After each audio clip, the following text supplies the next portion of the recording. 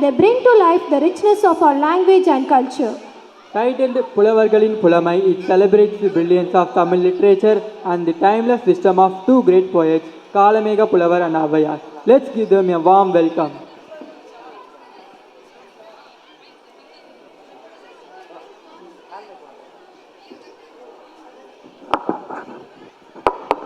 Hello.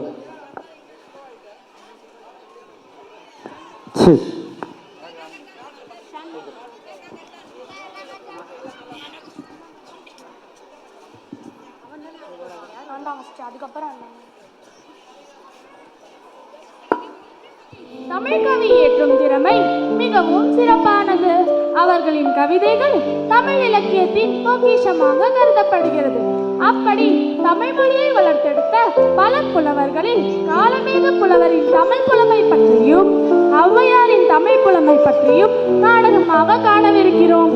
Kalamega புலவர் கார்மேகம் போல் கவிதையை ஏற்றும் ஆற்றல் படைத்தவர் என்பதால் இவரை காலமேக புலவர் என்கின்றனர். ஔவையார் தன் தமிழ் புலமையால் அதியமான் மற்றும் தொண்டைமான் ஆகிய மன்னர்களுக்கு இடையேயான போரை தடுத்தவர். காட்சி 1. காலமேக புலவர் நந்தி கிராமத்திற்கு வருகை தருகிறார்.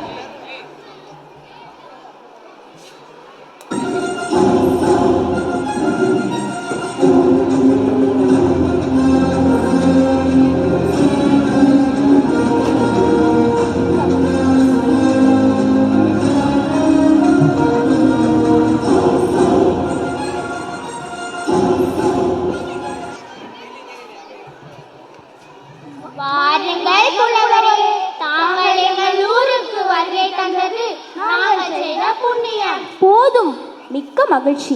புலவர் அவர்களே, தாங்கள் இங்கேயே தங்கி ஓய்வெடுத்துக் கொள்ளுங்கள். அப்படியே ஆகட்டும். அடுத்த நாள் காலை மக்கள் புலவரை காண வருகை தருகின்றனர். வணக்கம் புலவரே. வணக்கம். இரவு நன்றாக ஓய்வெடுத்தீர்களா? நன்றாக ஓய்வெடுத்தேன்.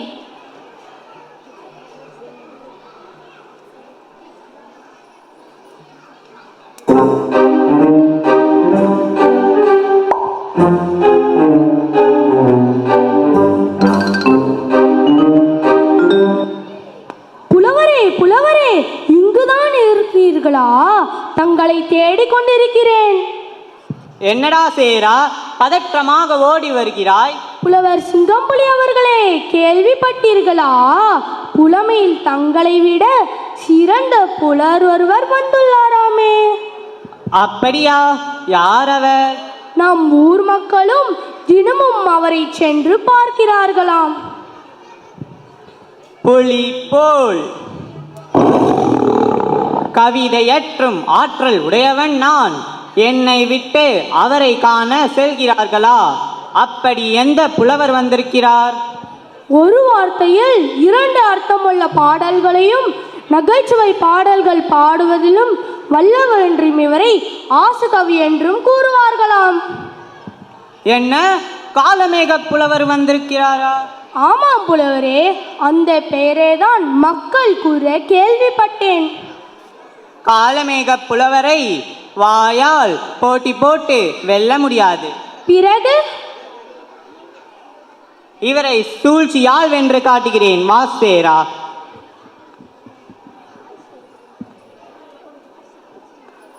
வணக்கம் புலவரே.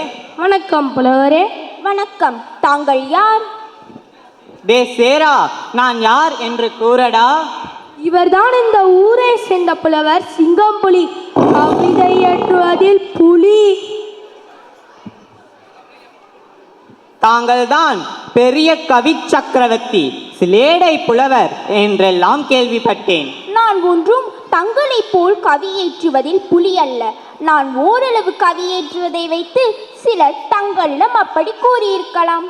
சரி, தங்களுக்கு என்ன வேண்டும் என்று கூறுங்கள். தாங்கள்தான் பெரும் புலமை பெற்ற புலவராயிற்றே. முருகப் பெருமானை புகழ்ந்து தங்களால் பாடல் பாட முடியுமா? எம்பெருமான் முருகனின் அருளால் என்னால் முடியும். சரி, கூறுங்கள். வேல் என்ற வார்த்தையை வைத்து பாடவா அல்லது மயில் என்ற வார்த்தையை வைத்து பாடவா? வேலும் வேண்டாம், மயிலும் வேண்டாம், செருப்பு என்ற வார்த்தையில் தொடங்கி விளக்குமாறு என்ற வார்த்தையில் முடியுங்கள் பார்ப்போம். இது என்ன புலவருக்கு வந்த சோதனை? இது என்ன முருகப்பெருமானை விளக்கமாறு என்று அவமானப்படுத்துவதா? காலில் போடுவது செருப்பு, வீட்டை சுத்தம் செய்வது விளக்குமாறு. இந்த இரண்டையும் வைத்து அந்த பாடுவது. டே சேரா, இங்கே வாயேன். காலமேகன் தவித்து நிற்கிறான் பாரேன். ஆமாமையா திணறுகிறார். இல்லை ஐயா, புலவர் முகத்தில் கொஞ்சமும் தயக்கம் தெரியவில்லையே. என்ன புலவரே, பாடலை தொடங்கட்டுமா? தொடங்குங்கள். செருப்புக்கு வீரர்களை சென்றிடைக்கும் வேலன், பொறுப்புக்கு நாயகனை புல்ல, மறுப்புக்கு தந்தேன் பொழிந்த திரு தாமரை மேல் வீற்றிருக்கும் வண்டே விளக்குமாறே. புலவர் அவர்களே, சற்று பாடலை விளக்கி கூறுங்களேன். கூறுகிறேன். சேரு என்பது போர்க்களம், பொறுப்பு என்பது மலை, கொல்ல என்பது ஆற தழுவிக்கொள்ள, மறுப்பு என்பது வாசனை. போர்க்களம் புகுந்து வீரர்களை சிதறடித்து போர் புரித்து வெற்றி கொள்ளும் வேலனை, குறிஞ்சி நில நாயகனான அவனை ஆற தழுவிக்கொள்ள, வாசனை மிக்க மலர்களுக்குள் புகுந்து குளிர்ச்சியான தேனை பொழிகின்ற தாமரை மேல் வீற்றிருக்கும் வண்டே அவர் எங்கிருக்கிறார் என்பதை எனக்கு விளக்கி கூறு என்பதே விளக்குமாறே என்ற அர்த்தம்.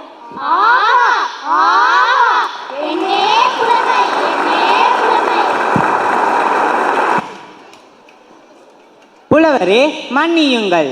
உங்கள் தமிழ் புலமையை கண்டு என் தவறை உணர்ந்து கொண்டேன்.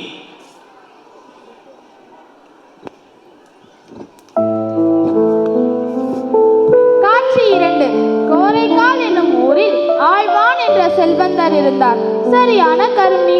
தன்னை நாடி வரும் புலவர்களுக்கு ஒரு செப்பு காசு கூட கொடுக்க மாட்டார். அப்படி இவரை தேடி வரும் புலவர்களை பெரும் பரிசு தருவதாக சொல்லி தன்னை புகழ்ந்து பாட வைத்து மகிழ்ச்சி அடைவார். பிறகு பரிசு ஏதும் தராமல் அவர்களை பல நாள் இழுத்தடித்து ஏமாற்றுவார். இவனை பற்றி தெரியாத அவ்வை கோரைக்கால் ஆழ்வானை பாடி பரிசு பெற அவன் வீட்டிற்கு வருகிறார். அதனை காட்சியாக காண்போம். ஔவையார் கோரைக்கால் ஊரில் உள்ள செல்வந்தன் ஆகிய ஆழ்வான் வீட்டிற்கு வருகை தருகிறார்.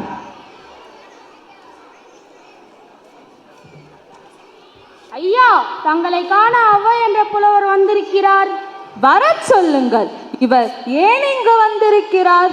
இவங்க அரசர்களுக்கு மிகவும் வேண்டியவராச்சே. இவங்களை பகச்சிக்க கூடாது. எப்படியாவது நயமாக பேசி பரிசு கொடுக்காமல் அனுப்பிவிட வேண்டும்.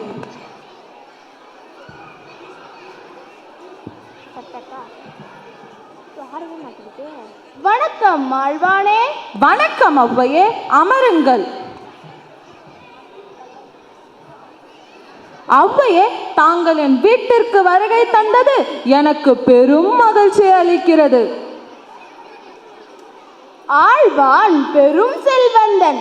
இல்லை என்று வருவோருக்கு இல்லாது என வாரி வழங்கும் பெருங்குணம் படைத்த தங்களை புகழ்ந்து பாட வந்துள்ளேன். அப்படியே ஆகட்டும். பாடலை தொடங்குங்கள் ஔவையே. ஆற்று பெருக்காற்று அடிச்சுடு மண்ணாலும் அவ்வாறு ஊற்று பெருக்கால் உலகூட்டும் ஏற்றவருக்கு நல்ல குடி பிறந்தார் நல்கூர்ந்தரானாலும் இல்லை என மாட்டார் இசைந்து. ஔவையே, தங்களின் பாடல் என் மனதை கொள்ளையடித்து விட்டது. நீங்கள் சென்று நாளை வாருங்கள். உங்களுக்கு பெரிய யானையை தருகிறேன். சரி ஆழ்வானே, நான் நாளை வருகிறேன். அடுத்த நாள் செல்வந்தன் நண்பர்களிடம் பேசிக் கொண்டிருக்கிறான். அந்த சமயம் ஔவை வருகை தருகிறார்.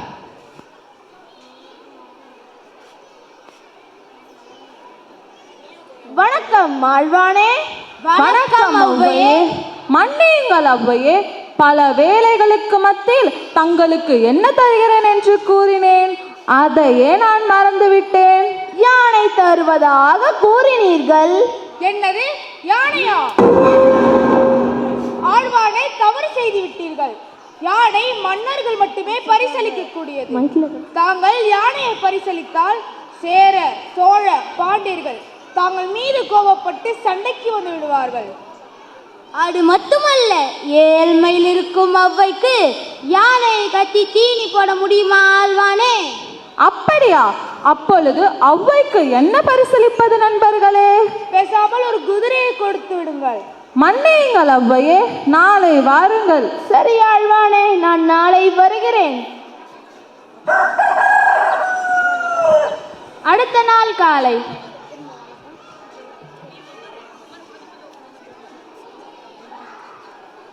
வணக்கம் ஆழ்வானே. வணக்கம் ஔவையே. யார் அங்கே? கூறுங்கள் ஐயா. ஔவைக்கு வாங்கி வைத்த குதிரை தோட்டத்தில் உள்ளது, அழைத்து வா. அப்படியே ஆகட்டும் ஐயா. எங்கே குதிரையை பிடிக்க போனவன் இன்னும் காணவில்லை? ஐயா ஐயா, குதிரை மிகவும் முரட்டுத்தனமாக நடந்து கொண்டு கயிற்றை அவிழ்த்து கொண்டு ஓடிவிட்டது. அதை எவ்வளவு நேரம் போராடியும் பிடித்து கொண்டு வர முடியவில்லை. என்னை மன்னியுங்கள் ஐயா. நல்ல வேலை ஔவையே, முரட்டு குதிரையை தங்களுக்கு கொடுத்து அது உங்களை கீழே தள்ளியிருந்தால் நான் பெரும் பாவத்திற்கு ஆளாகி இருப்பேன். நீங்கள் சென்று நாளை வாருங்கள், உங்களுக்கு நன்றாக பால் கறக்கும் ஒரு எருமையை தருகிறேன். சரி ஆழ்வானே, நான் நாளை வருகிறேன். என்னடா இது எனக்கு வந்த சோதனை, கிளவி விடாமல் துரத்துகிறாள். ஆமாம் ஆமாம்.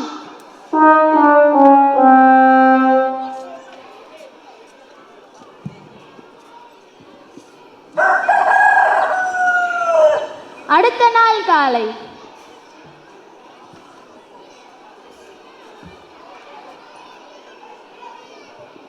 வணக்கம் ஆழ்வானே. வணக்கம் ஔவையே. மறந்து விட்டேன் ஔவையே, மன்னியுங்கள். எருமை யமனின் வாகனம், அதை நான் எப்படி தங்களுக்கு பரிசளிப்பது? அதற்கு பதிலாக நல்லதொரு சேலையை தருகிறேன். யார் அங்கே?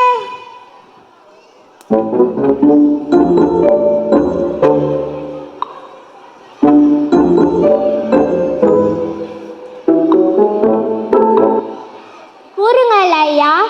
ஔவைக்கு நல்லதொரு விலையுறந்த சேலை நாளை எடுத்து வரச் சொல்.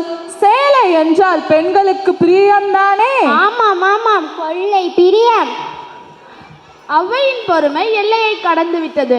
ஆழ்வானின் ஏமாற்று வித்தையை புரிந்து கொண்ட ஔவை, என்ன ஆழ்வானே, நாளை அந்த சேலையும் திரிந்து திரியாகி விடுமோ?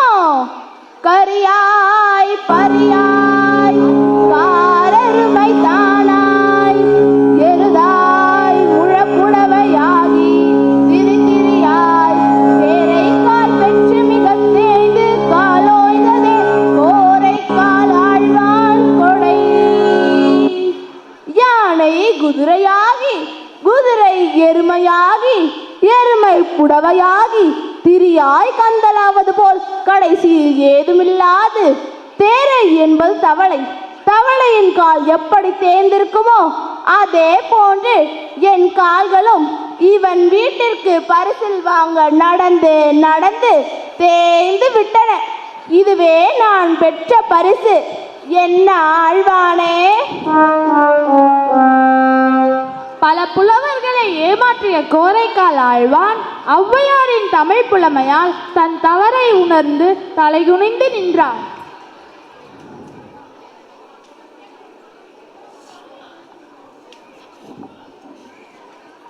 நன்றி. That was indeed a beautiful portrayal of Tamil literature and the wisdom of our great poets. Well done, young performers.